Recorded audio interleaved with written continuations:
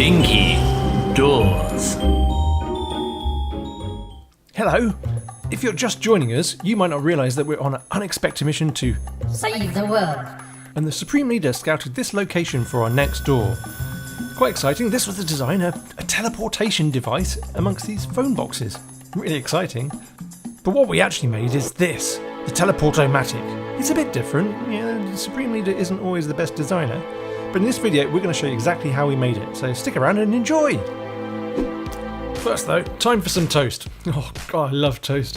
It's just like the toastiness of it and the butter. Oh, it's great, love it. Oh, tell you what, this toast rack's a bit of alright. Maybe use that.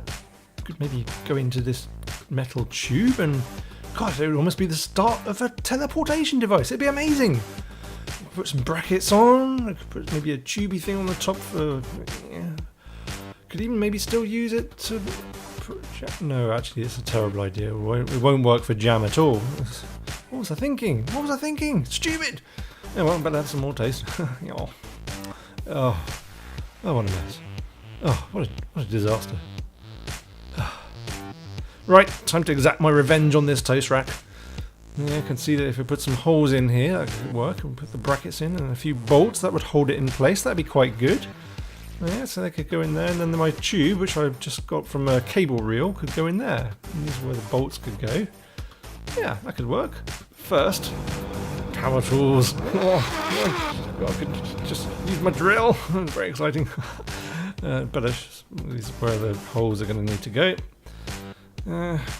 Tea. Where's tea? Oh, love tea. Masking tape's useful to stop the drill bit skipping around. Don't want it sliding everywhere. And then we'll have some holes. It's quite cool. Well, actually, we've got 4 holes. 4 holes is always good for the bolts. I need the holes for the bolts.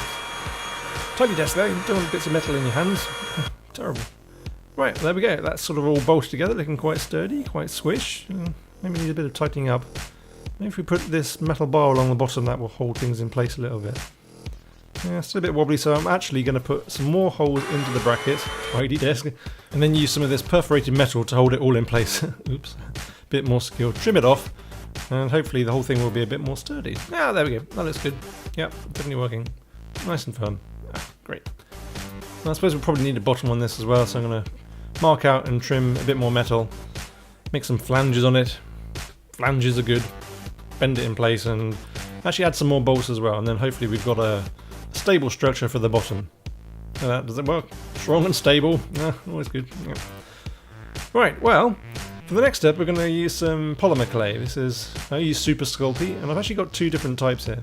I'm going to use the original fleshy coloured one on the left for the underlying structure, and the medium firmness grey to go over the top, and that will hopefully hold in some of the details. Because when you're working with the really soft stuff, it's very easy to damage the detail work that you put in. It's good to use foil to bulk out the underlying shape. Just stops using too much of the polymer clay and making it too thick, which when it comes to baking isn't great. So here I'm bulking out the shape with the foil, then adding some polymer clay over the top to give it the detail. And again, I'm using the fleshy pinky stuff as a starting point. There we go, nice and smooth. Time for tea! Always time for tea. Oh God, I love tea. Good. Right. Okay, so this is a bit later, obviously. I suspect these are the power sources for the teleportation device. You want to make sure you've got sufficient power when you're teleporting people. So I'm going to roll out a 2mm thick sheet to cover some of these areas up. And make sure I trim it and apply it like this. Squish it in. Yeah, there we go. Squish. Yeah, it's just some of the detail work. Yeah. Always good to have some vents going over where your shoes might be. I assume there'll be some hot air, or maybe vaporized people. I like to use a blade to make some of the edges nice and flat. It's always hard to get clay sometimes super smooth. If all else fails, just whack it with a spoon. Actually, it's not a spoon, it's a knife. What am I thinking? There's some more detail work again. And this is what it's looking like. We've got our power devices with some bits on. Roundy things, vents.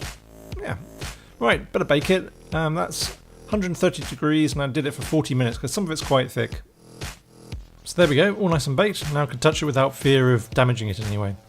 So I've got this vent thing on the top, and I've also got this piece of bent metal with lots of holes in it, which I like to think is some sort of antenna.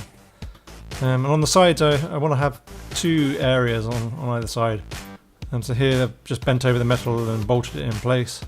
I'm going to cut out a slot here, because I imagine that this is like where you might pay for your teleportation device, and you know, you're going to use coins obviously. It's going to need a top, so again just trimming out some more metal, which I'll secure in place using paper clips, which is just a good way of getting metal really, like thin wire. On the other side I want to have a piece of electronics. Oh, almost killed myself there. Don't do that. Don't do that.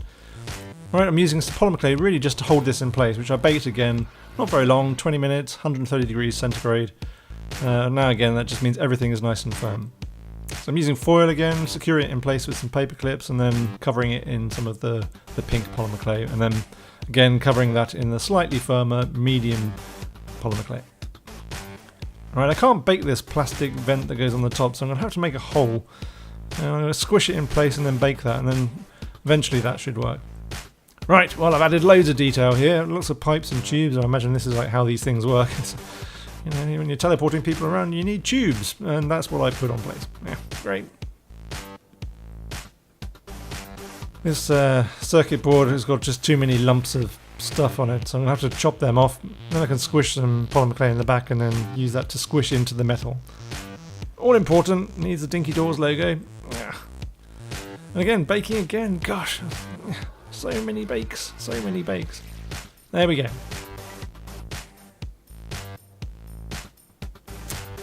Ah, goodness me, it's wobbly. Why I order? Cutting out the slot here for the coins, but you know what, actually, I eventually thought that it might not be such a great idea if the coin could go all the way through. You know, people could lose coins, I don't want really that to happen, so I just fashioned it in place and made it nice and smooth and added some panels on the top. More baking, because I just didn't want to damage it. Whenever you're holding these things, it's very easy to accidentally damage them, so quick bake, and you can bake super sculpey many times. It's not a problem. Using a cable tie here to measure the circumference of the area where the doors are going to go. It's just, you know, when you've got a curve, it's easy to use a curvy thing to give you an idea. So cut it out, do some trimming, and slice it off the tile with the blade. There we go, squish it in place. We've got some doors. Well, actually, to make it look like doors, you need handles. So mark out a couple of points on some masking tape. Use the drill again. Oh, scary. So there we go, made some holes and then used paper clips, which I twisted into a shape and then applied polymer clay over the top of that. Look at that. Handles. Great. Doors. Great. It's starting to look like it's coming together. Now, I wasn't very happy with the way that the holes were looking in the top section, so I filled it with polymer clay and, wow, now it looks like a Dalek. How cool is that? Yeah, I think it makes it look a little bit more refined. So final bake, this is now an opportunity to repair that little wobble. So I've put some super glue in here in preparation for priming it. And I'm using Plasticoat as a primer. But first, to make sure that I don't prime absolutely everything, a bit of masking tape. Wow, actually quite a lot of masking tape, it took ages. So outside, give it a coat of primer. Nice and white. It was a touch windy, I probably primed quite a lot of the brick wall. But eventually we got there and now it's looking super white. Maybe a touch too white, maybe it needs some colour. Like red like a phone box, and some black. So I'm using acrylic paints and pretty simple to apply. Look at that, done in no time. I actually gave it 2 coats just to make sure it's nice and thick. So this tube that's going to go in the top, well, I want to paint that black, but because I couldn't bake it, now's a good time to glue it in place. I'm using super glue for the moment. And paint some of the details in black, that's kind of cool. So you use a bit of warm grey, mix it with a little bit of processed black there, and I've got a sort of warmish mid-grey.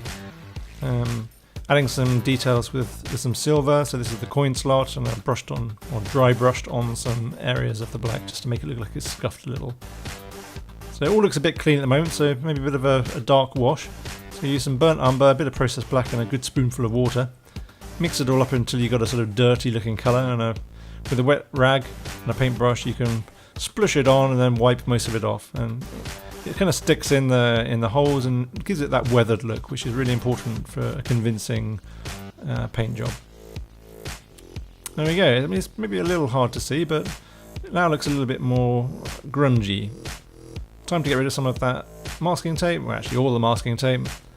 So I was a little bit worried that the tube on the top, if any water got onto it, it would just sit there because it had nowhere to go. So I used some hot glue, filled it up entirely, and then used the hot glue again just to seal on the cap on that goes over the top.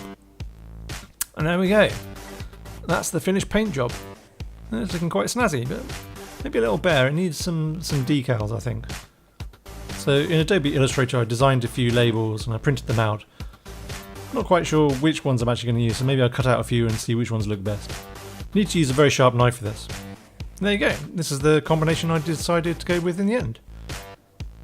I'm using contact adhesive to apply the labels, and I stick it in this little bottle just to make it easier to apply. You need to spread it out to all of the edges and just use a scrap piece of something to smear it in place. You need to apply it on both surfaces, wait for it to dry, and then you can press it in place. It's incredibly strong, very good. And there we go, finished. Ready to teleport diminutive people and hopefully surprise and delight people. Hopefully. Oh, actually, it's probably not entirely finished. It's going to need a little bit of protection from the British weather. Yeah, that paper certainly won't survive. So first up, I'm going to use some polyurethane. And whilst it says that this is actually a matte finish, the last time I used it was actually a bit shiny. So I'm going to apply a second coat with this other product that is definitely a matte finish. Yeah, properly matte. Super matte. Looks very, very matte. Yeah. Best to do this outside, you don't want to be breathing in this stuff. So this is one day later after the other one had fully dried. And give it another spray. And we're done! Ah, that's quite exciting. Look at this. So it's not quite released into the wild, that'll be for the next video. Hopefully you'll join us for that. Hopefully it doesn't have to stay here too long, because otherwise who knows what could go wrong. It looks like it's already starting to work. That's scary. Thanks for watching. Maybe you'd like to subscribe or like our video, and if you know other people that might like it, share it. And if you're really lovely, maybe you'd like to support us on Patreon. It doesn't cost very much, you know, it helps us cover the cost of the materials and helps us save the world, which is the most exciting thing and why we do it anyway. Thanks very much. You're lovely. Hello. Please subscribe. Hey, bye.